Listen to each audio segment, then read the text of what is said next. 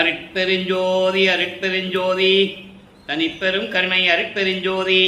எல்லா உயிர்களும் இன்புற்று வாழ்க, வள்ளல் மலரடி வாழ்க வாழ்க, கொல்லா விரதம் குவளை எல்லாம் ஓங்குக, நல்லோர் நினைத்த நலம் பெறுக, நன்றி நினைத்த எல்லோரும் வாழ்க இசைந்து. உலக மக்களே, அறிவார்ந்த அன்பர்களே, ஆண்மநேய ஒருமைப்பாடுடைய அன்பர்களே, வல்லப்பமான நம்ம கருளிய திருவுட்பாவிலிருந்து அருட்பெருஞ்சோதி ஆண்டவருடைய திருவிளையாடல்களை பார்த்து கொண்டிருக்கிறோம். அருட்பெருஞ்சோதி ஆண்டவருடைய திருவிளையாடல் கலியுகத்தினுடைய கடைசி கட்டத்தில் 1823ஆம் ஆண்டு தொடங்கி 30/1/1874 இரவு 12 மணி வரையிலையும் அருட்பெருஞ்சோதி ஆண்டவருடைய திருவிளையாடல் தொடர்ந்து கொண்டிருக்கிறது. அருட்பெருஞ்சோதியுடைய திருவிளையாடல் பிரபஞ்சத்தினுடைய கடைசி கட்டத்தில், கலியுகத்தினுடைய கடைசி கட்டத்தில் நடைபெறுவதற்கு காரணம், ஏற்கனவே ஏற்பட்ட யுகங்களிலே, கிரேத யுகம், துவார யுகம், கலியுகம், 4 யுகங்களிலுமே பல மார்க்கங்களும், கலங்க மார்க்கம், திராவக மார்க்கம், நவநீத மார்க்கம், பஸ்ப மார்க்கம் என்று இந்த 4 யுகங்களிலுமே நடந்துவிட்டது. அதன் பிறகு தாச மார்க்கம், சத்புத்திர மார்க்கம், சக மார்க்கம், சமய மார்க்கம் என்ற மார்க்கங்களும் உருவாகி சைவம், வைஷ்ணவம், கௌபாரம், சௌரம், காணாபத்தியம், சாகதம் என்ற இந்த சமயங்களும் உருவாகி, அதை உருவாக்கிய தலைவர்கள் எல்லாம், கர்த்தாக்கள் எல்லாம் தங்கள் கருத்துகளுக்கு ஏற்றபடி உள்ளத்தில் தோன்றிய உருவங்களை எல்லாம் அமைத்து, அந்த உருவங்களுக்கு ஏற்றபடி ஆலயங்களை அமைத்து, அதற்கேற்றபடி வழிபாட்டு முறைகள் எல்லாம் அமைத்து மக்களை வழிபட செய்து விட்டார்கள். மக்களும் காலமாக வழிபட்டு கொண்டிருக்கிறார்கள். இந்த யுகங்களுக்கும் சமயங்களுக்கும் மார்க்கங்களுக்கும் ஆயுள் காலம் உண்டு. அது முடிந்த உடனே அவைகளெல்லாம் செயலற்றுவிடும். அதை படைத்த காத்து கொண்டிருந்த அந்த 5 தொழில்கள் தலைவர்களும் பதத்தலைவர்களும், பிரம்மன், திருமால், ருத்திரன், மகேஸ்வரன், சதாசிவம் போன்ற பதத்தலைவர்களுடைய செயல்களும் முடங்கிவிடும். அதற்கு பிறகு அவர்களால் செயலாற்ற முடியாது. அதன் பிறகு இந்த பிரபஞ்சத்தை இயக்குவதற்காகவும் 5 தொழில்களை செய்து கொண்டு உயிரினங்களுக்கு நன்மை செய்வதற்காக ஒரு மார்க்கத்தை உருவாக்கி, சுத்த சன்மார்க்கம் என்ற ஒரு மார்க்கத்தை உருவாக்கி, அதை தன் மகன் கையை கொடுத்து, தனது செல்வ பிள்ளையின் கையில் கொடுத்து, இந்த பிரபஞ்சத்தை இயக்குவதற்காக ஒரு தாயின் வழியாக இந்த பூலோகத்திலே நமது பிள்ளை பெருமானவர்கள் வருவிக்க விட்டார்கள். வருவிக்க விட்ட ஆண்டிலிருந்து 8 ஆண்டுகள் வரைக்கும் எந்த விதமான அருளையும் பெற முடியாமல் தவித்துக் கொண்டிருக்கிறார் நமது பிள்ளை பெருமானவர்கள். அதன் பிறகு அருட்பெருஞ்சாண்டவர் 9வது ஆண்டிலே ஆட்கொண்ட பிறகு, மகனை நீ என்னால் வருவிக்க விட்டவன், எதற்காக வருவிக்க விட்டவன் என்ற நிலைகளையெல்லாம் முன்பருவம் பின்பருவம் காட்டி உனக்கு அருள்வேன் என்று சொல்லி மறைந்து விடுகிறார். அதன் பிறகு நமது பிள்ளை பெருமானவர்களுக்கு ஞானம் பிறக்கிறது. ஞானம் மட்டும்தான் பிறக்கிறது, நல்லா கவனிச்சுட்டே வரணும். ஞானம் பிறந்தவுடனே இறைவனால் வருவிக்க உற்றவன் என்ற நிலை தெரிந்த பிறகு இவர் இறைவனிடம் மறுபடியும் அருளை பெற வேண்டும் என்பதற்காக முறையீடு செய்கிறார். திருவருள் முறையீடு என்ற பதிகம் உருவாகிறது. 1ஆம் திருமுறை. பதிகம் 6 திருவருள் முறையீடு என்ற பதிகத்தில் இருக்கின்ற பாடலின் மூலமாகவும், ஒவ்வொரு திருமுறையிலும் ஒவ்வொரு பதிகத்திலும் இருக்கின்ற பாடல்களின் மூலமாகவும் சுத்த சன்மார்க்கத்தை பெற்ற பிறகு எப்படியெல்லாம் நிலைகள் மாறுகிறது என்பதையும் ஒவ்வொரு பாடலின் மூலமாக 6ஆம் திருமுறையிலும் பார்த்து கொண்டிருக்கிறோம். அந்த வகையில் இன்று நாம் பார்க்க வேண்டிய பாடல் 1ஆம் திருமுறை திருவருள் முறையீடு. மொத்தம் 232 பாடல்களை கொண்டது. இன்று 119வது பாடலை பார்க்க போகிறோம். பாடலை நன்றாக கவனியுங்கள். பாடல் புரியாவிட்டாலும் கூட இறைவன் கொடுத்த விளக்கங்கள் எல்லாம் மிகவும் எளிமையாக இருக்கும். அலை எழுத்து உந்துரும் 5 எழுத்து உன்னை அர்ச்சிக்கின்றோர் கலை எழுத்தும் புகழ் கால் எழுத்திற்கு கனிவு இரக்கம் இல்லை எழுத்தும் புறப்பீட எழுத்தும் கூட எங்கள் புழுத்தலை எழுத்தும் சரியாமோ முதல் கண் தனி முதலே. இது பாடல். இந்த பாடலை விளக்கம் பாருங்க. பிரம்மன் எழுதிய விதிப்பயன் எழுத்தை அளிக்கக்கூடிய தலையெழுத்து கூட மாற்ற முடியுமா?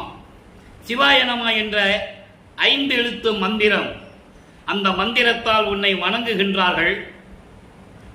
கலை நூல்களின் சொல்லும் மந்திரங்கள் எல்லாம், கலை நூல்கள் என்பது வேதங்கள், ஆகமங்கள், இப்படி வேதங்களும் ஆகமங்களும் சொல்லுகின்ற மந்திரங்கள் எல்லாம் உன் திருவடியின் புகழுக்கு ஈடாகுமா? அதில் தயவு இரக்கம் இருக்காது. அப்படி எங்கள் பிறப்பின் நிலை கொண்ட தலையெழுத்தும் ஈடாகுமா? நெற்றிக்கண் உடைய இறைவனே, ஒப்பற்ற இறைவனே, என்னுடைய தலையெழுத்தையும் மாற்றி அருள்வாயாக என்று சொல்லி இந்த பாடலை நமக்கு அருளியிருக்கிறார்கள். அதாவது இறைவனால் வருவிக்க உற்றவன் என்ற நிலை தெரிந்தும் கூட எந்த விதமான அருளையும் பெற முடியவில்லை என்ற மன வருத்தத்தில் நமது பிள்ளை பெருமானவர்கள் வருவிக்க உற்று 9வது ஆண்டிலிருந்து 12 ஆண்டுகளுக்குள் அவர் இந்த நிலையில் இருந்து கொண்டிருக்கிறார். அருட்பெருஞ்சாண்டவர் 51 ஆண்டுகளை 8 ஆண்டுகளாக பிரித்து தன் மகனுக்கு அருளை கொடுத்துக் கொண்டிருக்கிறார். முதல் 8வது ஆண்டில் வருவிக்க உற்ற 1வது ஆண்டிலிருந்து 8 ஆண்டுகளுக்குள் எந்த நிலையும் ஏற்படவில்லை. அதன் பிறகு 9வது ஆண்டில் ஆட்கொண்ட பிறகு 16 ஆண்டுகளுக்குள், அதாவது ஈரட்ட 16 பிள்ளை பெருமானவர்கள் 16 ஆண்டுகளுக்குள்ளுடைய அவர் நிலை எப்படி இருந்தது என்பதை உலக மக்களுக்கு தெரிவிக்கிறார் என்பதை நீங்கள் புரிந்து கொள்ள வேண்டும். ஏனால் வளர்ப்புமான்கள் வருவிக்க உற்று இந்த பூலோகத்திற்கு ஒரு தாயின் வழியாக வருவிக்க உற்று 202 ஆண்டுகளாகிவிட்டது.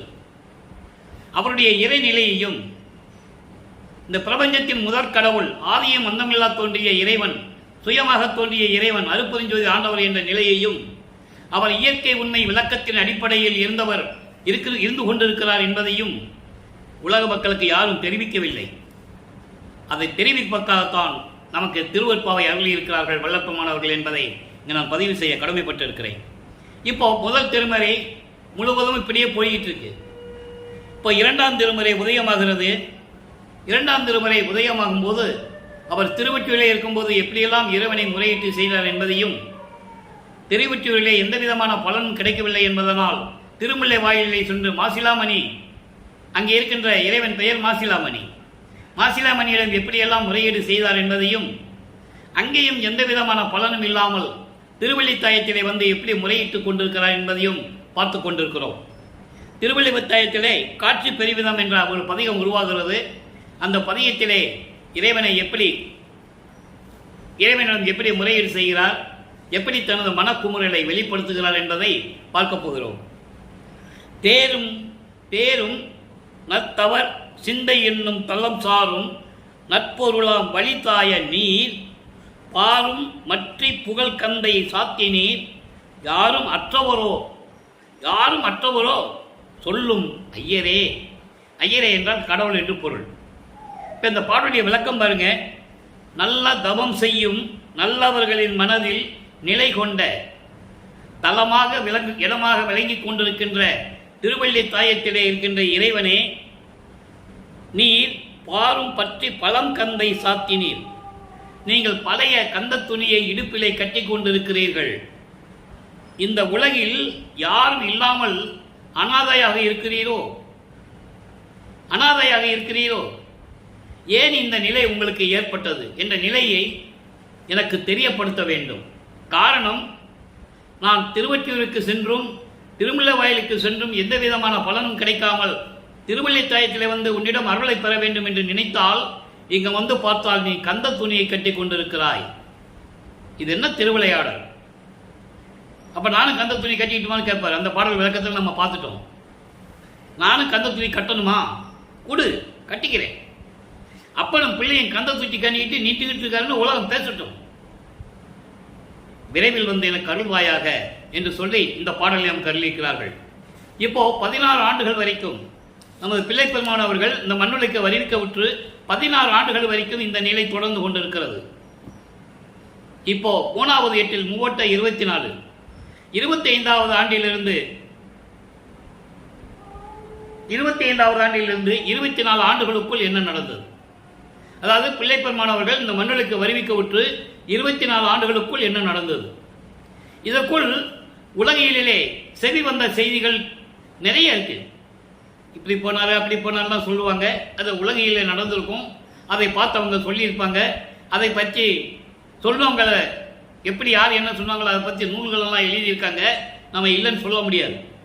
திருவள்ளியை நடந்து போனாரு, ஒரு முனிவர் அங்கே உட்கார்ந்து இருந்தாரு, வர போறவங்கலாம் நாயி தேயின்னு சொன்னாரு, இவரை பார்த்து உத்தமர் சொன்னாரு. இப்படியெல்லாம் நிறைய செவிவெளி செய்திகள் நிறைய உண்டு, இருக்கலாம். ஆனால் திருவருட்பாவையில் இருக்கின்ற பாறையில் கூடப்பட்ட நிலைகளை பற்றி தான் நாம் உண்மையாக பேச முடியும். இப்ப 24 ஆண்டுகள் வரைக்கும் திருவொற்றியூரில் என்ன நடந்தது. அதன் பிறகு திருவொற்றியூர் வருகிறார். இப்போ திருமலை வாயில் போயிட்டு திருவள்ளிவாய் தாயத்தில் போயிட்டு ஒன்றுமே நடக்கலைன்னு சொல்லி திருப்பியும் திருவொற்றியூருக்கு போகிறார். அங்கே 3ஆம் திருமுறை உருவாகிறது. 3ஆம் திருமுறையிலே மொத்தம் 235 பாடல்கள் இருக்கின்றன.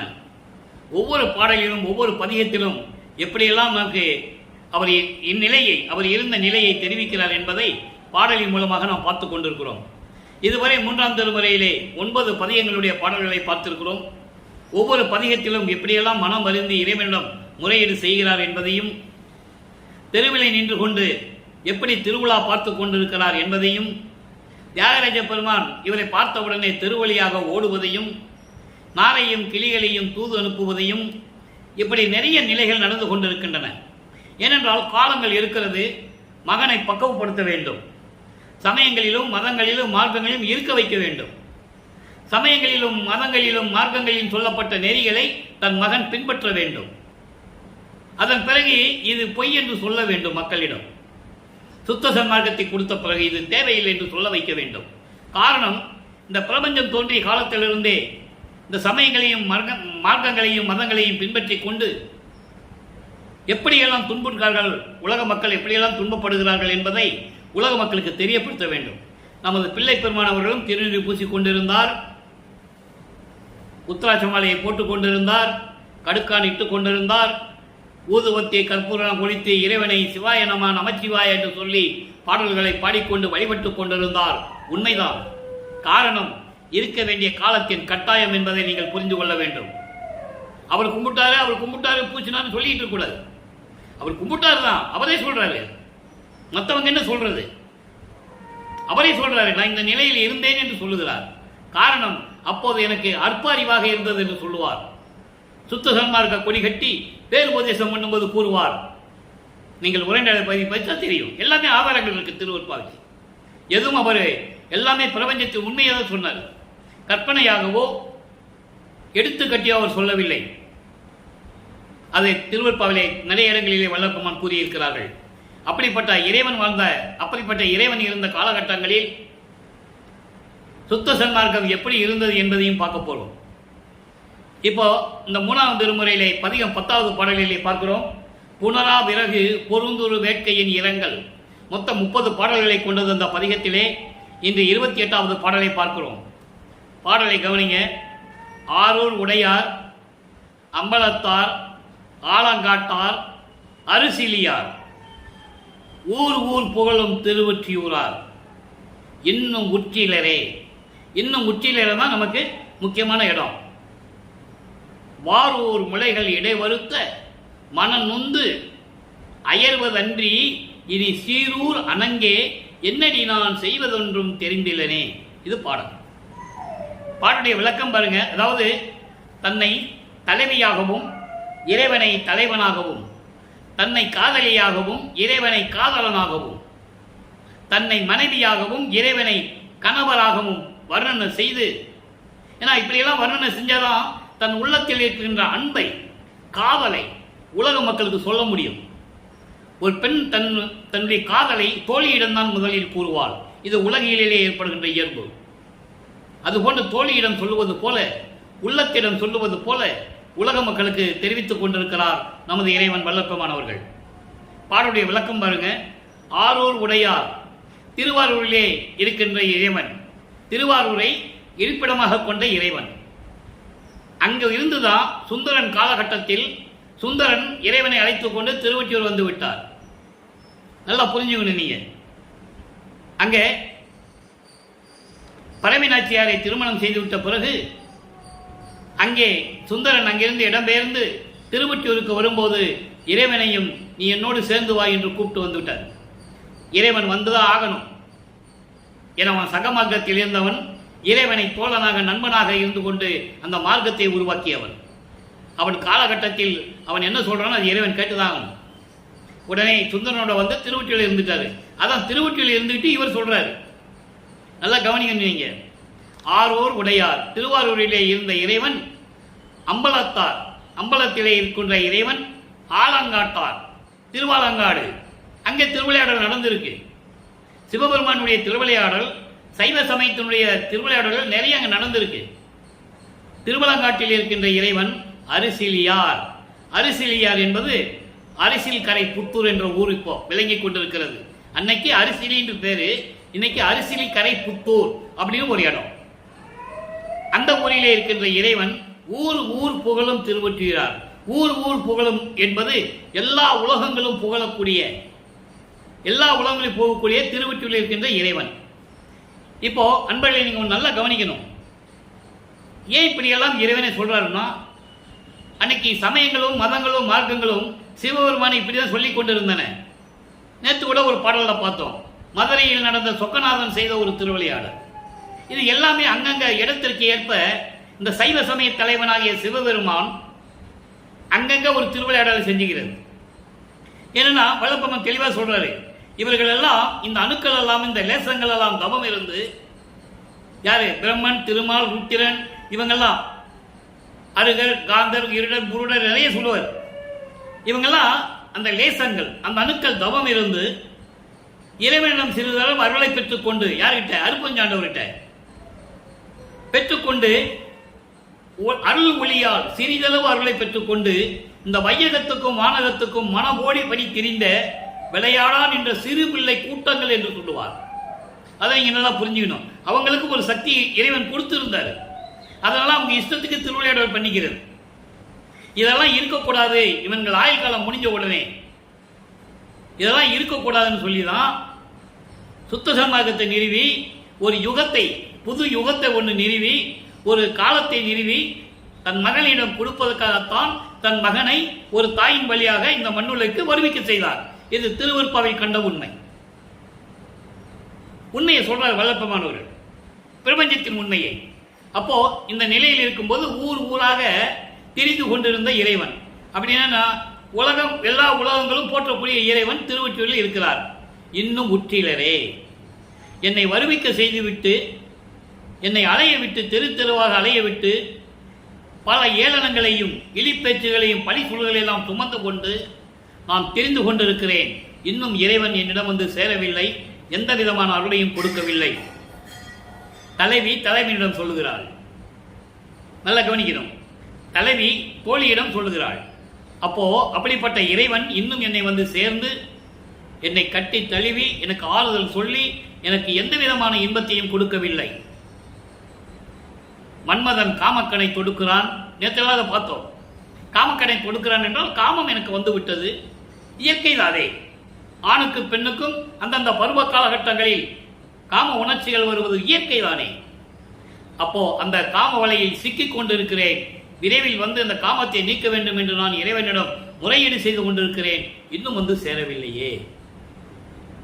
அப்போ அழகான பெண்ணே, சீரூர் அணங்கே, அணங்கே என்றால் பெண், பெண் என்றால் இங்க தோழியை சொல்றார்.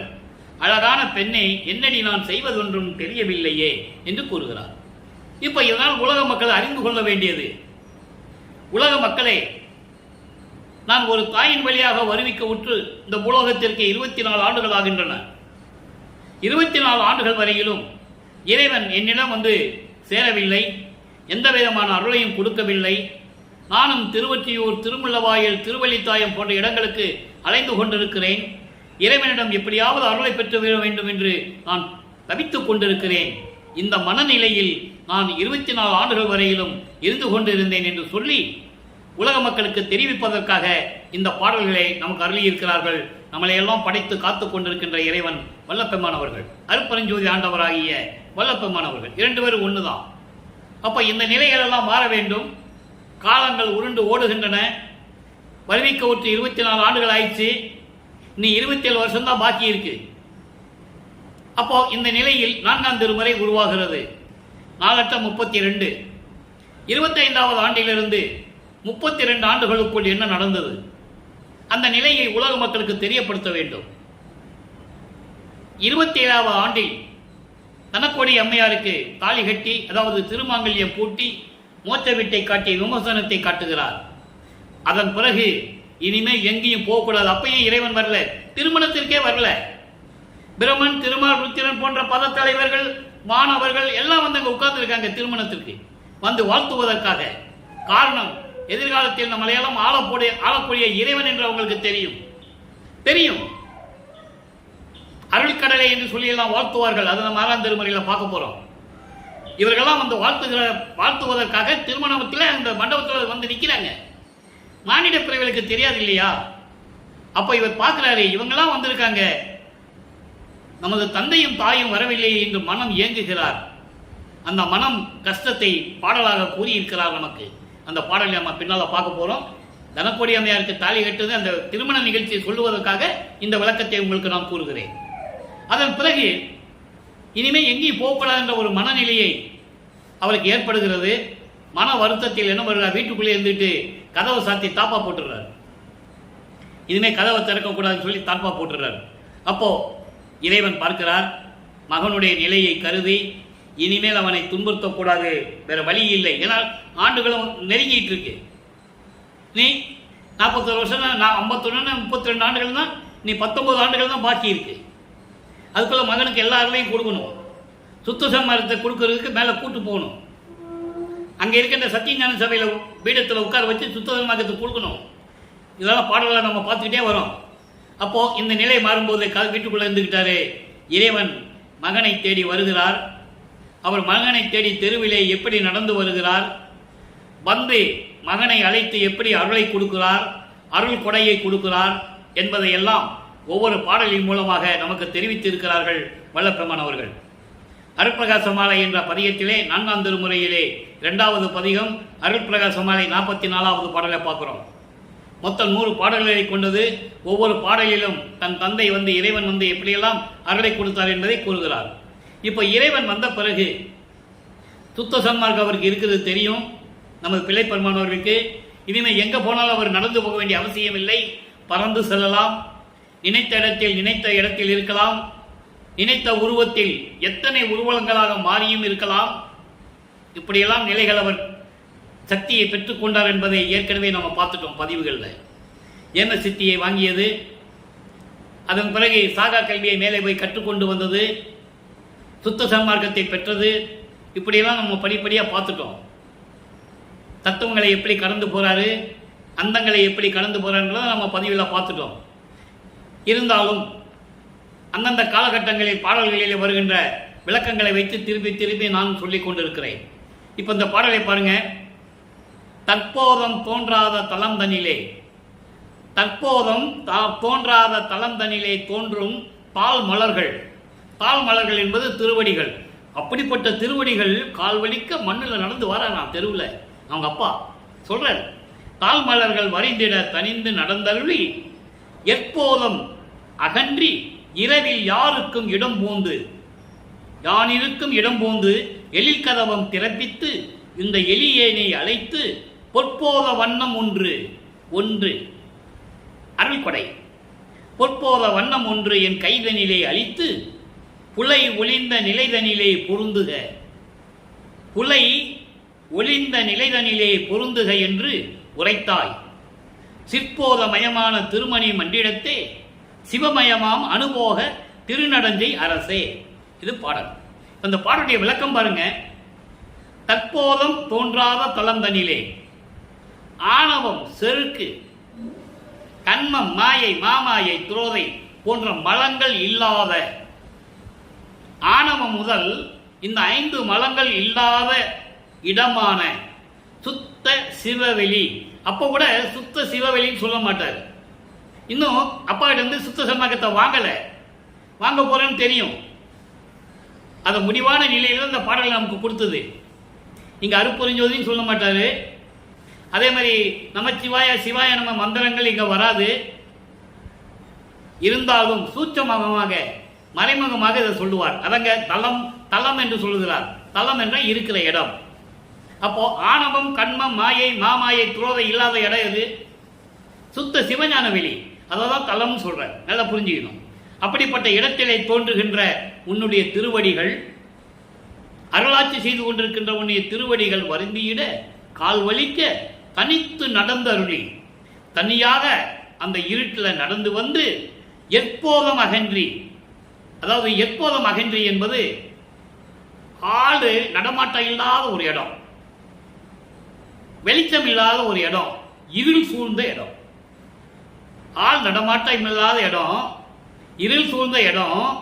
அப்படி ஒரு இரவில் தனியாக நடந்து வந்து, கால் வலிக்க நடந்து வந்து, எப்படிப்பட்ட திருவடிகள்! அந்த தளத்தில் சுத்த சிவஞான வெளியில் இருக்கின்ற அப்படிப்பட்ட திருவடிகள் மகனுக்கு அருள் செய்ய வேண்டும் என்பதற்காக, அருளை கொடுக்க வேண்டும் என்பதற்காக, யாரும் இல்லாத அந்த இடத்தில், இருள் சூழ்ந்த இடத்தில் தனித்து கால் வலிக்க நடந்து வந்து எலிக்கதவம் திறப்பித்து, எழில் கதவம், அழகான தெருக்கதவை திறப்பித்து, இவர் பூட்டிட்டார்ல, அவர் வந்து தான் திறக்கணும். அவர் வந்து திறப்பித்து இவ்வெளியேனை அழைத்து, மகனே என்று அழைத்து, பொற்போதம் வண்ணம் ஒன்று என் கைதனிலே அளித்து. பொற்போதம் என்பது மெஞ்ஞானம்.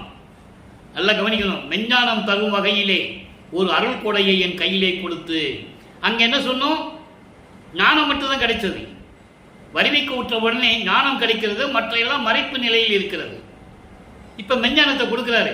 மெஞ்ஞானத்தை வாங்கியாச்சுலே போதும், எல்லாம் வந்து சேர்ந்துருச்சுன்னு அர்த்தம். மெஞ்ஞானம் தரக்கூடிய ஒரு அருள் கொடையை என் கையிலே கொடுத்து, புலை ஒளிந்த நிலைதனிலே பொருந்துக. புலை ஒளிந்த நிலைதனை என்பது 2 வகை விளக்கங்கள். புலை ஒளிந்தது என்றால் சமயங்களும் மதங்களும் மார்க்கங்களும் இல்லாத ஒரு நிலை. அப்படி ஒரு நிலையிலும் என்னாலே வரிவுக்கு உற்றதனால் ஏற்பட்ட அந்த மனித உடம்பு இருக்கிறதே, புலால் உடம்பு, இந்த மனித உடம்பையும் சுத்த தேகமாக்கி, பிரவண தேகம் சுத்த தேகம் முக்தேகமாக்கி பொருந்துக இந்த பூலோகத்தில் என்று சொல்லி அருளினாய். இவர் ஏற்கனவே அந்த நிலையில் இருக்கின்றவர். நல்லா புரிஞ்சுக்கணும். மறைப்பு நிலையில் இருந்ததனால் அந்த மறைப்பை நீக்குகிறார். அவர் ஏற்கனவே இறைவனிடம் விண்ணுலகத்திலே சுத்த சிவஞான வெளியிலே செல்வ பிள்ளையாக வளர்ந்து கொண்டிருந்தவர். சுத்த சன்மார்க்கத்தை உலக மக்களுக்கு தருவதற்காகத்தான் ஒளி யுகம் என்று ஒரு யுகம் ஏற்பட வேண்டும். இப்ப நம்ம ஒளி யுகத்தில் இருக்கிறோம். கலியுகம் 5000 ஆண்டுகளில் முடிஞ்சிச்சு. ஏற்கனவே விளப்பமான் தெளிவாக கூறியிருக்கார். உரைநடை பகுதியிலே இருக்கு, திருவுற்பாவிலே பாடல்களிலே இருக்கு. அப்போ அந்த ஒளி யுகத்திலே சுத்த சன்மார்க்க காலம் துவங்க வேண்டும். இப்போ நமக்கு சுத்த சன்மார்க்க காலம் தொடங்கி 202 வருஷம் ஆச்சு. மக்கள்கிட்ட யார் சொல்லலை நம்ம சுத்த சன்மார்க்க காலத்தில் இருக்கோம், ஒளி யுகத்தில் இருக்கோம். அதான் சதுர யுகம்னு சொல்லுவார் விளப்பமான். இப்படியெல்லாம் நம்ம யுகத்தில் இருக்கின்றது திருவுற்பாவில் சொன்னதை உலக மக்களுக்கு யார் சொல்லலை. அதனால மக்களுக்கு தெரியாது. தெரிஞ்சிருந்தா மக்கள் புரிஞ்சிட்டு இருப்பாங்க. மக்கள்கிட்ட யாரும் சொல்லலை. அப்போ இதெல்லாம் நிலைக்காக வேண்டும் என்பதற்காகத்தான் இந்த மெஞ்ஞானம் என்ற ஒரு அருட்கொடையை உன்னிடம் கொடுக்கிறேன். மெஞ்ஞானம் பெற்றுவிட்டாலே போதும், முக்காலத்தையும் உணரலாம், எந்த நிலையிலும் இருக்கலாம். ஆக சமயங்களும் மதங்களும் மார்க்கங்களையும் நீக்கி உனது உடம்பு உலை ஒளிர்ந்த நிலைதனிலே நீ கவலைப்பட்டுக் கொண்டிருக்கிறாய். வருவிக்கு உற்றதனால் ஏற்பட்ட மானிட பழமை என்று நீ நினைத்துக் கொண்டிருக்கிறாய்.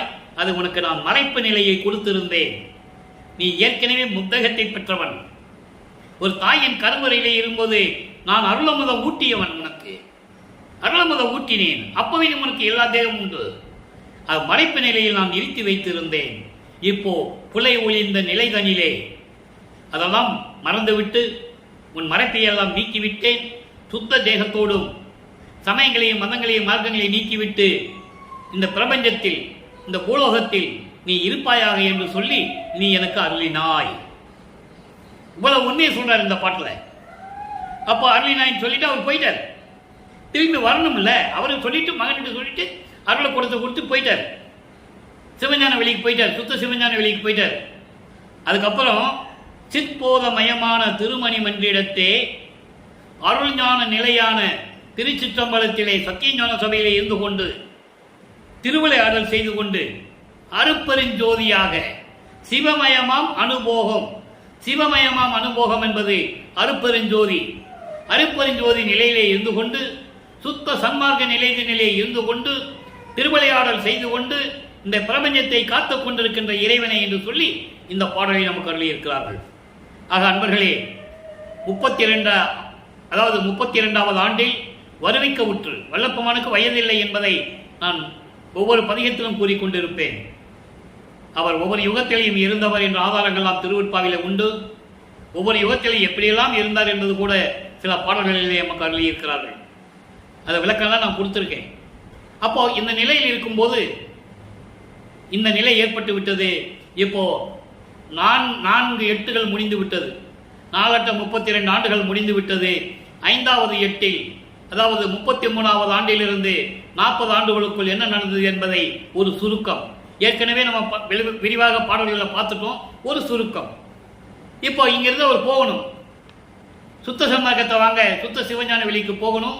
அது ஒவ்வொரு பாடலையும் நம்ம ஏற்கனவே விளக்கம் கொடுத்தாச்சு. இன்னைக்கு புதுசாக இந்த பதிவு பார்க்குறவங்களுக்கு ஒரு சுருக்கம் சொல்லிதாங்க, அவங்களுக்கு புரியாது இல்லை. இதுக்கு முன்னால் பார்க்காதவங்களுக்கு இந்த பதிவு பார்த்தா எப்படி அவர் சுத்த சன்மார்க்கத்தை வாங்க போனார் அப்படின்னு ஒரு மனசில் ஒரு சந்தேகம் வரலாம். அந்த சுருக்கத்தை சொல்கிறேன்.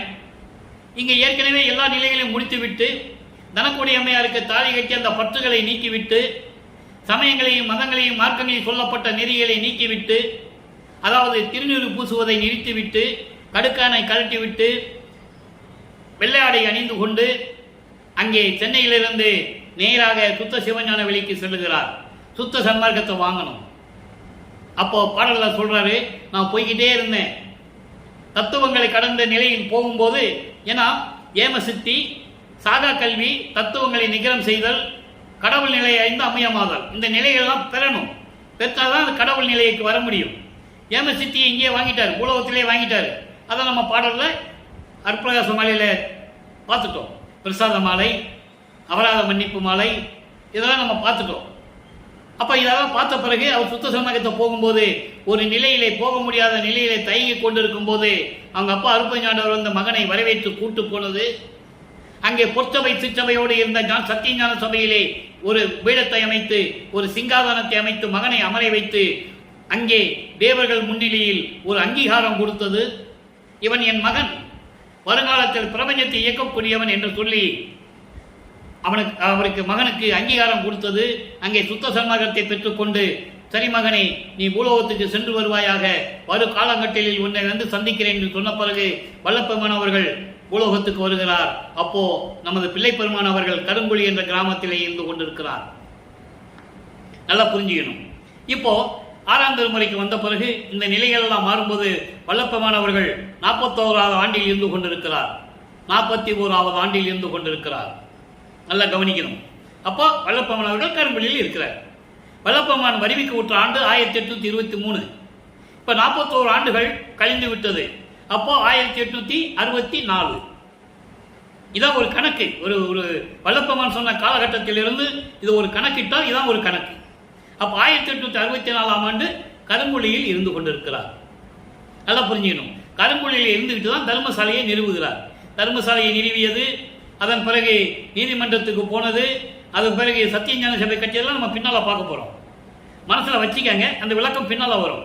இப்போ திருவொற்றியில் இருக்கும்போது அங்கே என்ன நடந்தது? அருள் விளக்க மாலை என்ற பதிகத்திலே 6ஆம் திருமுறை 37வது பதிகம், அருள் விளக்க மாலையிலே 53வது பாடல். அருள் விளக்க மாலை ஒரு அற்புதமான பதிகம். அங்கே 100 பாடல்கள் இருக்கின்றன. ஒவ்வொரு பாடலிலும் அந்தந்த காலகட்டங்களில் எப்படி இருந்தார் என்பதையும், அந்தந்த காலகட்டங்களில் எப்படி இறைவன் வந்து நமக்கு அருளை கொடுத்தார் என்பதையும், இப்போ இந்த நிலையில் இருந்து கொண்டு இறைவனை நான் எப்படி அழைக்கிறேன் என்பதையும் எவ்வளவு தெளிவாக இருக்கும், அதை பார்த்துக் கொண்டிருக்கிறோம். நல்லா பாருங்க. இச்சை ஒன்றும் இல்லாதே இருந்த எனக்கு. அப்ப என்ன சொல்றாரு? அந்த காலகட்டத்தில் சமயங்களும் மதங்களும் மார்க்கங்களும் இருந்த காலகட்டங்களில் அதை இப்ப சொல்றாரு. இப்ப மறைப்பு நீங்கிட்டு இல்லையா? அப்ப மறைப்பு நிலையை சொல்ற. இது இல்லாத நேரத்தில் நான் எப்படி இருந்தேன்னு உலக மக்களுக்கு சொல்றேன். இச்சை ஒன்றும் இல்லாத இருந்த எனக்கு இங்கே, இங்கே என்பது இந்த பூலோகம். பூலோகத்தில் இயல்பு சன்மார்க்க நிலைக்கு இச்சையை உண்டாக்கி 33வது ஆண்டில் வருவிக்க விட்டு 33வது ஆண்டில் சொல்றார். அந்த ஆண்டில் நான் எப்படி இருந்தேன்னு சொல்றாரு. சன்மார்க்க இச்சையை உண்டாக்கி தச்சுரவே, தச்சுரவே பிற முயற்சி செய்யும் தோறும் அவற்றை தடையாக்கி உலக அறிய தடை தீர்த்த குருவே. மொத்தம் 8 வரி, முதல்ல 4 வரிக்கு விளக்கம் சொல்றேன். இப்போ இந்த 4 வரிக்கு விளக்கம் பாருங்க. ஏற்கனவே நான் இறைவனால் வருவிக்க உற்று 9வது ஆண்டில் இறைவனால் ஆட்கொள்ளப்பட்டு அதன் பிறகு இறைவன் அருளை கொடுக்காமல் இருந்ததனால், அந்த மறைப்பு நிலை இருந்ததனால், அந்த தடை இருந்ததனால், அதை இங்க தடைன்னு சொல்றாரு. அந்த தடை இருந்ததனால் நான் சமயங்களிலும் மதங்களிலும் மார்களை பின்பற்றி கொண்டிருந்த காலகட்டங்களில் எனக்கு எந்த விதமான ஒரு விருப்பு இல்லை. இந்த உலகியலில் இருக்கும்போது எனக்கு எந்த விதமான விருப்பே இல்லாமல் இருந்தேன். எந்த விதமான ஆசையும் கிடையாது, இச்சை கிடையாது, எந்த விதமான விருப்பும் கிடையாது எனக்கு. அப்படி இருந்த காலகட்டங்களில் பூலோகத்தில் எனக்கு இயற்கையின் உண்மை நிலையில் இருக்கின்ற அதான் இயல்புன்னு சொல்றாரு. இயல்பாக இயற்கையின் உண்மையாக இயற்கையின் உண்மையின் நிலையில் இருக்கக்கூடிய சுத்த சன்மார்க்க நிலைக்கு என்னை இச்சையை ஏற்படுத்தி, எப்படி சொல்ற பாருங்க, அந்த நிலையை எனக்கு ஏற்படுத்தி உண்டாக்கி. நல்ல கவனிக்க நண்பர்களே, ஒவ்வொரு வரியிலும் ஒரு விளக்கம் இருக்கிறது. அந்த காலகட்டங்களில் நான் இருக்கும்போது எந்த விதமான விருப்பு இல்லாமல் எந்த விதமான ஆசையும் இல்லாமல் தெரிந்து கொண்டிருந்தேன். சமயங்களிலும் மதங்களிலும் மார்க்கங்களிலும் பின்பற்றி கொண்டிருந்தேன்.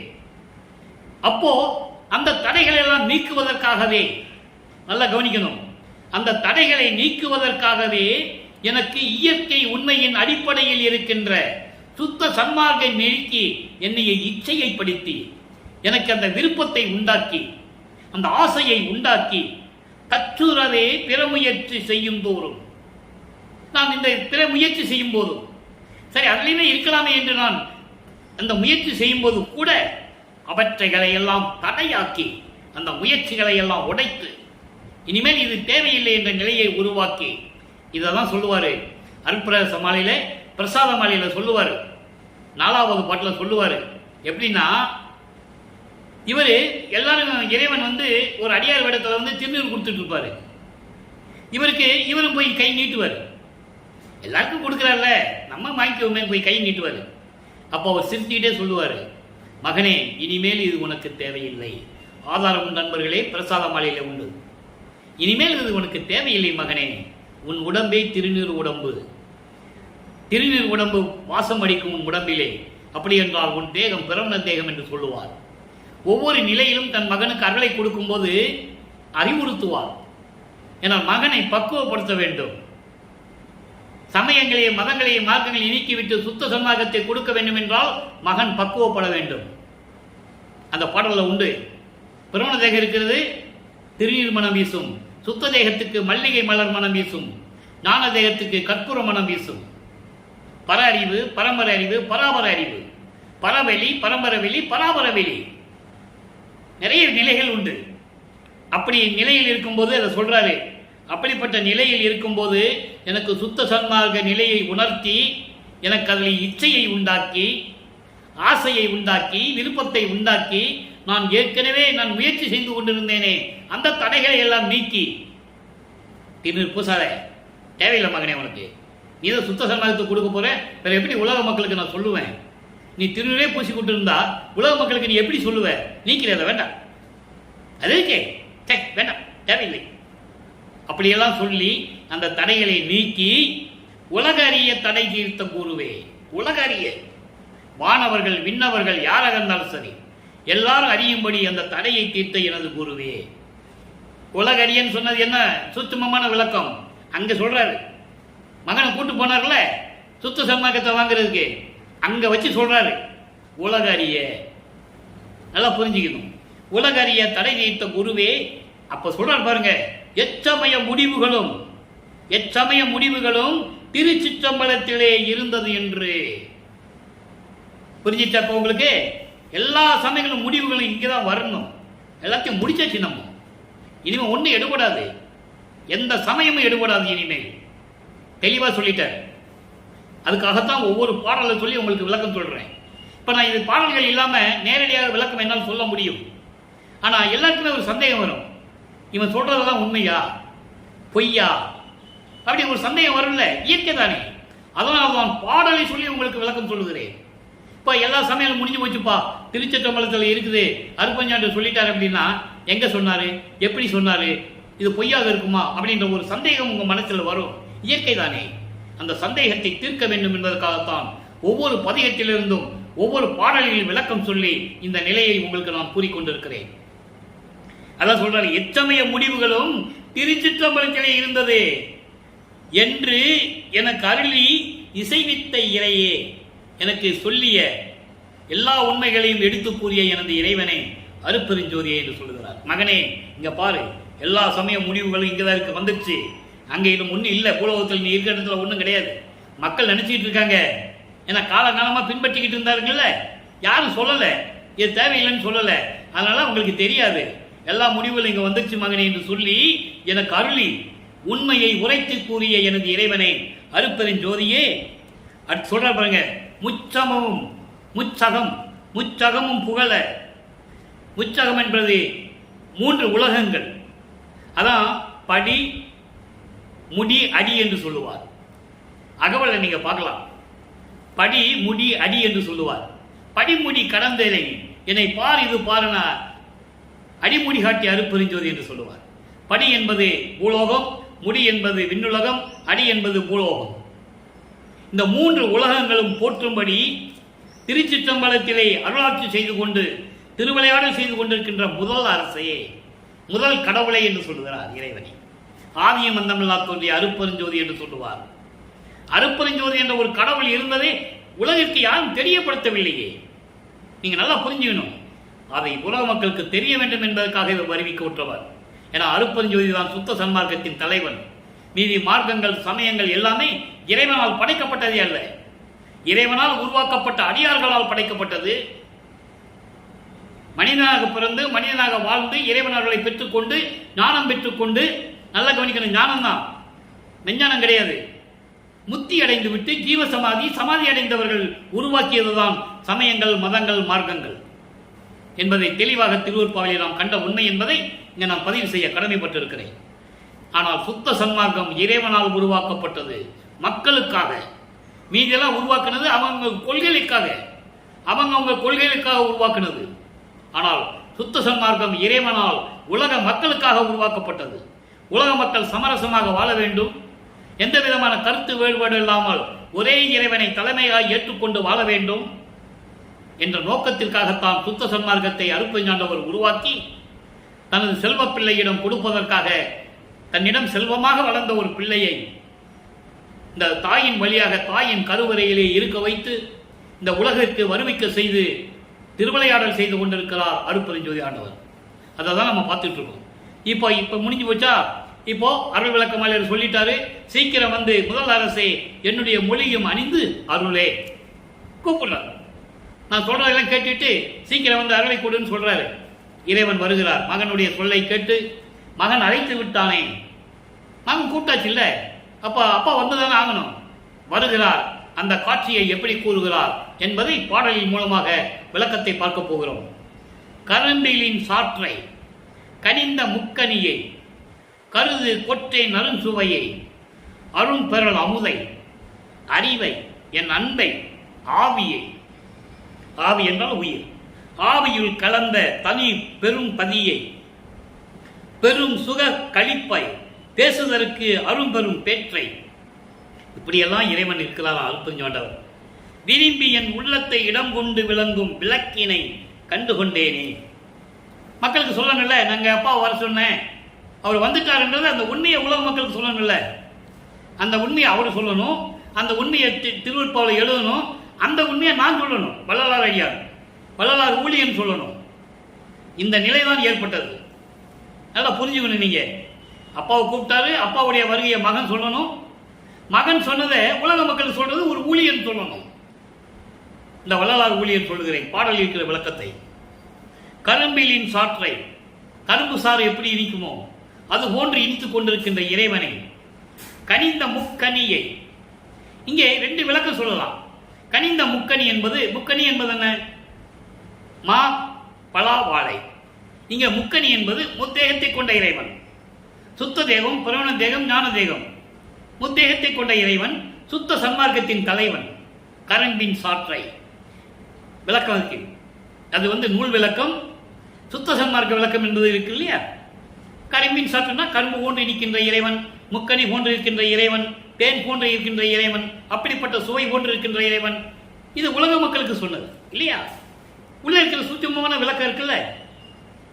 சுத்த சன்மார்க்கத்தை பெற்றுக்கொண்ட இறைவன், அதை வழிநடத்திக் கொண்டிருக்கின்ற இறைவன், முக்கனி போன்று முத்தேகத்தை கொன்ற இறைவன், சுத்த தேகம், புறவண தேகம், ஞான தேகத்தை கொண்டிருக்கின்றவன். கருது பொர்த்தே நல் சுவையை, தேன் போன்று இருக்கின்ற இறைவன், அவ்வளவு சுவையான இறைவன், அருளாட்சி செய்து கொண்டிருக்கின்ற இறைவன், திருவிளையாடல் செய்து கொண்டிருக்கின்ற இறைவன்.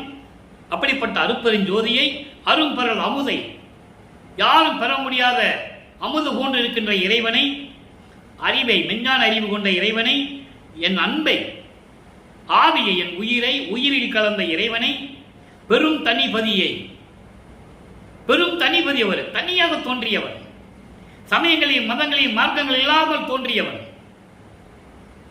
சாதியும் மதமும் சமயமும் பொய்யென ஆதியில் உணர்த்திய அருட்பெருஞ்சோதி, சாதியும் மதமும் சமயமும் காண ஆதியனாதயம் அருட்பெருஞ்சோதி.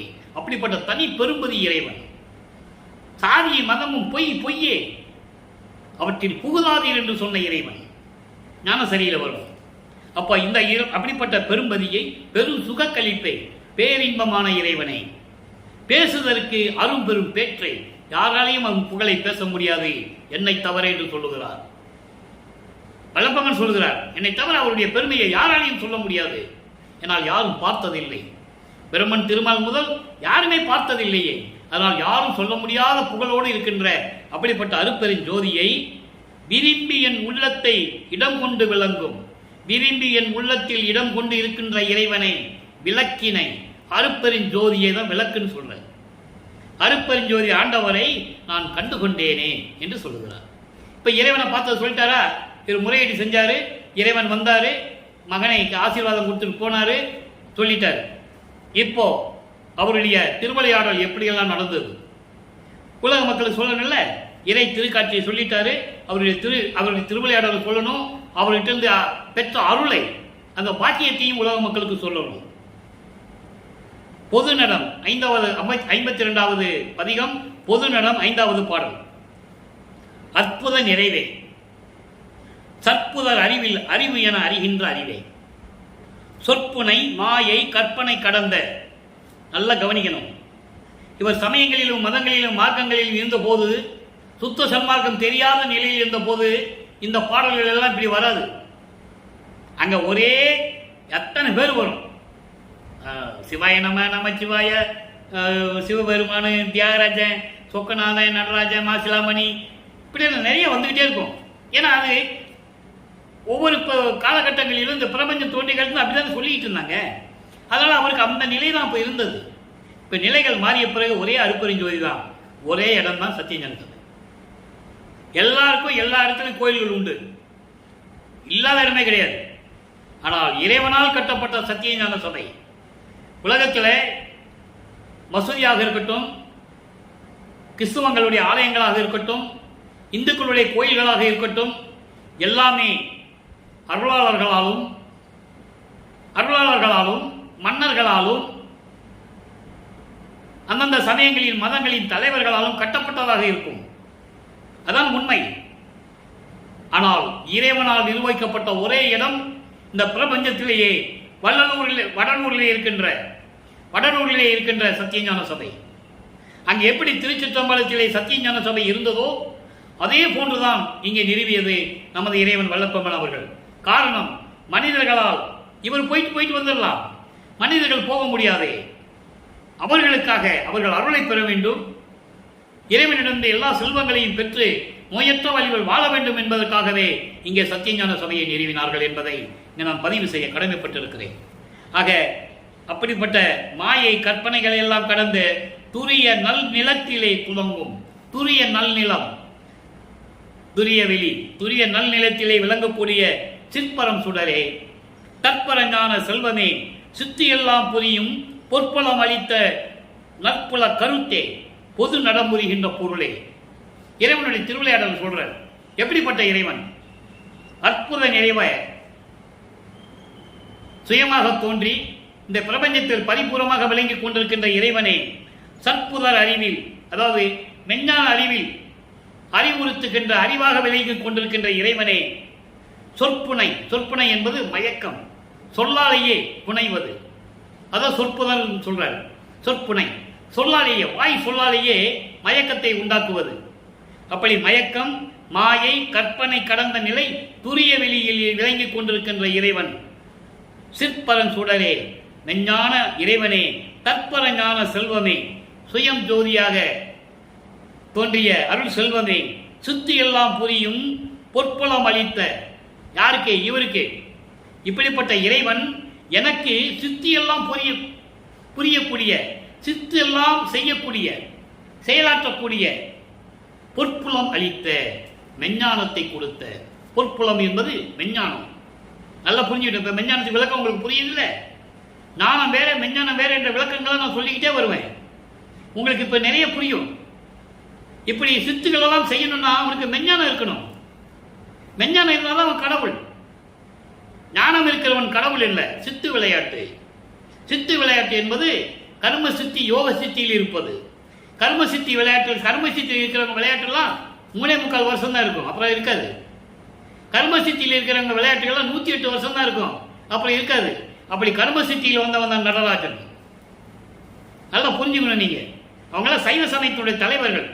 நடராஜன் என்ற ஒரு பெயரே அந்த காலத்தில் இருந்து பிரபஞ்சத்தில் உருவாக்கி விட்டார்கள். நடனமானா நடராஜன் பேர் வச்சுட்டாங்க, அவ்வளவுதான்.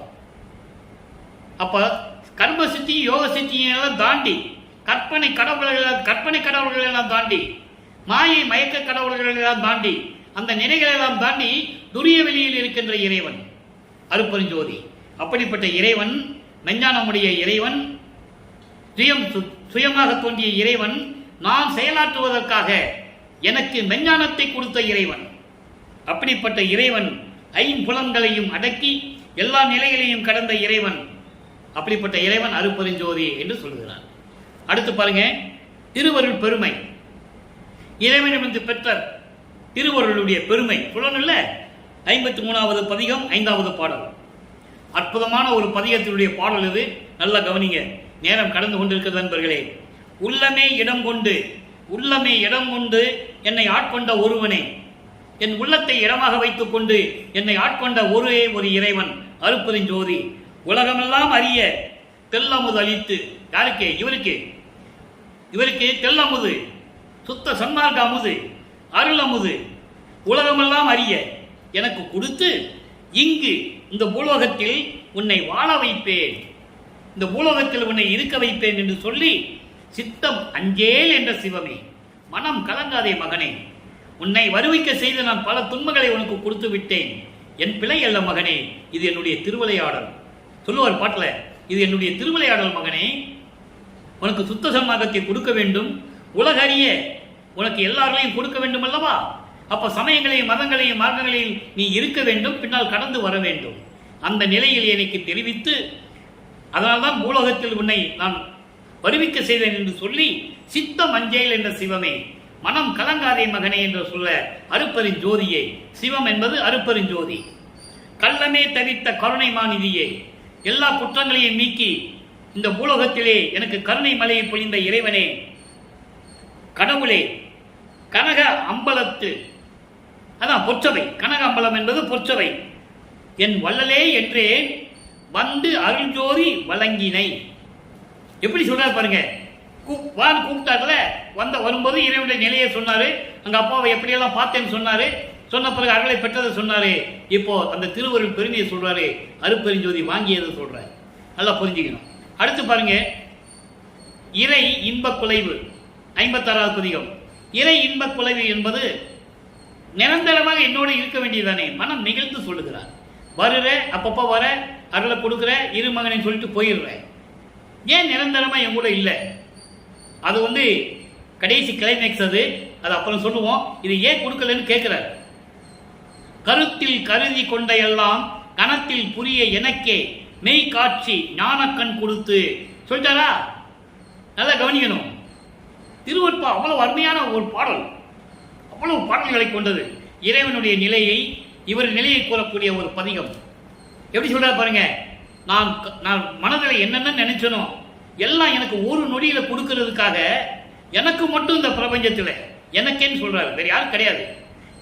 எனக்கு மட்டும் மெய் காட்சி காண, உண்மையான நிலைகளை பார்ப்பதற்காக எனக்கு ஞானக்கண் கொடுத்த ஞானக்கண் கொடுத்த கண்ணே, விடைய கானகத்தே எருதில் திரிந்த கடையேனே, உலக ஆசைகளில் பட்டுக்கொண்டு மண்ணாசை பொன்னாசை பெண்ணாசை நிலைகளில் எங்கே சமயங்களிலும் மதங்களிலும் பற்றுக்கொண்டு மாடு மாறி எருதில் சொல்றார், மாடு மாறி ஊர் சுற்றி கொண்டு திரிந்த என்னை எல்லா உலகங்களும் தொலை, நல்லா கவனிக்கணும், எல்லா உலகங்களும் என்னை வணங்கும்படி, அருள் கடலே என்று சொல்லி என்னை வணங்கும்படி நிலை மேல் ஏற்றி அந்த கடவுள் நிலைக்கு எனக்கு கொண்டு வந்து நீயும் நானும் ஒன்றாய்.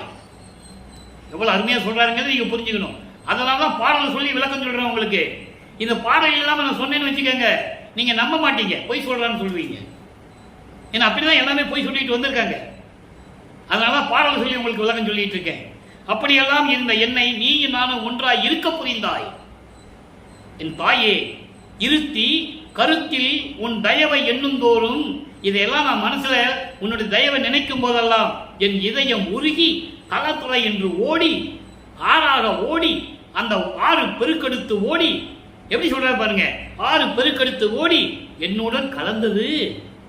நான் அது என்று ஒன்றும் தோற்றாதே, நானும் நீயும் வேறு வென்று தோன்றாமல், அது என்றால் கடவுள், வேறு வென்றியில் போடாமல் ஒன்றாக இருக்கின்ற இந்த நிலையை உருவாக்கி கொடுத்தாயே. ஐயோ வியப்பாக இருக்கிறது என் தந்தை என்று சொல்லுகிறார். ஆக அன்பர்களே, எப்படியெல்லாம் இறைவன் வந்து மகனை ஆட்கொண்டு எப்படியெல்லாம் கொடுத்தாரு. உலகம் ஒன்னே சொல்றாரு, எல்லா உலகங்களும் என்ன வணங்குகிறதுன்னு சொல்றாரு. நல்லா புரிஞ்சுக்கணும். அப்பனா வேற எந்த தெய்வங்களுக்கும் எதுக்கும் சக்தி இல்லைன்னு சொல்லி கூறுகிறார். பாடல்ல நிறைய இருக்கு விளக்கம். எப்ப யார் கேட்டாலும் கொடுக்க தயாராக இருக்கிறேன், மறுக்கவே முடியாது யாரும். எல்லா நிலைகளையும் சொல்லிட்டாரு. புத்தர்ல இருந்து யார் யார் எப்படி இருந்தாங்க, அவங்க எப்படி இருக்காங்கன்னு சொல்லிட்டாரு. பாடல்ல இருக்கு. சின்ன பிள்ளைங்க, குழந்தைங்கன்னு சொல்றாரு, விளையாட கூட தெரியாத குழந்தைங்கன்னு சொல்றாரு. அவங்க யாரு, பிரம்மன் வந்து எல்லாரையுமே சொல்றாரு. ஆக இப்படியெல்லாம் நிலைகள் இருந்த இறைவன் நமது வளர்ப்பமானவர்கள் என்பதை தெரிந்து கொண்டு அடுத்தபடியாக ஒரு சின்ன விளக்கம். இப்ப நம்ம இதுவரைக்கும் பேசணும்ல, எல்லா பாடலும் சொல்லி ஒவ்வொரு ஆண்டிலிருந்து எப்படி அருளை பெற்று சொல்லி எல்லாம் பண்ணிட்டோம். இப்போ 2 வரியில சொல்வாரு, ஊது ஊது சங்கை என்ற பதியத்தில் அதை சொல்ல நான் கடமைப்பட்டிருக்கிறேன். 130வது பதியம் ஊது ஊது சங்கை. முதல்ல பாடலை படிச்சிடறேன், விளக்கம் ஒரே வரியில சொல்றேன். பொன்னடி தந்தான் பொன்னம்பலத்தான், இன்னல் அறுத்தான் என்னுள் அமர்ந்தான், அச்சம் தவிர்த்தான் அம்பலவானன், இச்சை அளித்தான் இன்பம் கொடுத்தான் என்று ஊது ஊது சங்கை. அதாவது பிரபஞ்சத்திடம் சொல்றாரு, பிரபஞ்ச மக்கள்கிட்ட சொல்றாரு, மக்களே என்னை வருவிக்க செய்தான், சமயங்களிலும் மதங்களிலும் இருக்க செய்தான், அதன் பிறகு அதை யாழ்க்க செய்தான், நீக்க செய்தான். இடர் என்று சொல்லுவார். இடர்களை நீக்கினான், துன்பங்களை நீக்கினான், சுத்த சன்மார்க்கத்தை கொடுத்தான், அருளை கொடுத்தான், பேரின்பத்தை கொடுத்தான் என்று ஊது ஊது சங்கே பறைசாற்றுகிறார். அருள்ஜோதி ஆணையன் என்று அறையப்பா முரசு, அருப்பதின் அருள்ஜோதி ஆணையன் என்று அறையப்பா முரசுன்னு சொல்லுவார். அருளாட்சி பெற்றேன் என்று அறையப்பா முரசு, மறுசார்பு தீர்ந்தேன் என்று அறையப்பா முரசு, மரணம் தவிர்த்தேன் என்று அறையப்பா முரசு. மரணம் தவிர்த்தானே என்ன அர்த்தம்? கடவுளாயிட்டேன்னு அர்த்தம். நிறைய பேர் தப்பு தப்பா விளக்கம் சொல்லிட்டு இருக்கீங்க. மரணம் தவிர்த்தா மரணத்தை தவிர்ப்பதல்ல, நான் கடவுளாயிட்டேன்னு சொல்றேன். சித்தன் ஆணையன் என்று உந்திப்பறன்னு சொல்லுவார் திருவுந்தியார்ல. திருவுந்தியார் பதியத்தில் கடைசி பாடல் 10வது பாடல்ல கடைசி வரியில சொல்லுவார், சித்தன் ஆணையன் என்று உந்திப்பற, அதான் மரணம் தவிர்ப்பது. நல்லா புரிஞ்சுக்கணும் நீங்க. ஆக அன்பர்களே, இன்று இறைவனுடைய திருவிளையாடலுடைய பதிவை நிறைவு செய்கிறேன். மீண்டும் நாளையும் தொடரும். பதிவை பார்த்து கண்டு மகிழ்ந்து இறைவனுடைய அருளை பெற்றுக் கொள்ளுங்கள். நீங்களும் சுத்த சன்மார்க்கத்தில் இருந்து கொண்டு கொலையும் புலையும் தவிர்த்து, சங்கற்ப விகற்பங்களை எல்லாம் தவிர்த்து, இந்த குறியீடுகள் திருநீர் பூசுவது மற்ற குறியீடுகள் எல்லாம் தவிர்த்து சுத்த சன்மார்க்கத்தில் இருந்து கொண்டு ஜோதியை வழிபட்டு, ஜோதி தான் இறைவன், அருப்பெருஞ்சோதி. ஜோதியை மண் அகல் விளக்கிலே தீபமேற்றி அதன் முன்னால் உட்கார்ந்து கொண்டு ஞான சரியை படித்து இறைவனுடைய அருளை பெற்றுக்கொண்டு இந்த உலகத்திலே நீங்கள் வாழ்வாங்க வாழ வேண்டும், நோயற்ற வாழ்வில் வாழ வேண்டும் என்று இறைவனுடைய தயவோடையும் கருணையோடையும் வாழ்த்தி இந்த வள்ளலார் ஊழியன் விடைபெறுகிறேன். மீண்டும் நாளை சந்திப்போம். நன்றி, வணக்கம். அருட்பெருஞ்சோதி அருட்பெருஞ்சோதி, தனிப்பெரும் கருணை அருட்பெருஞ்சோதி. அருட்பெருஞ்சோதியுடைய திருவிளையாடல் நாளையும் தொடரும்.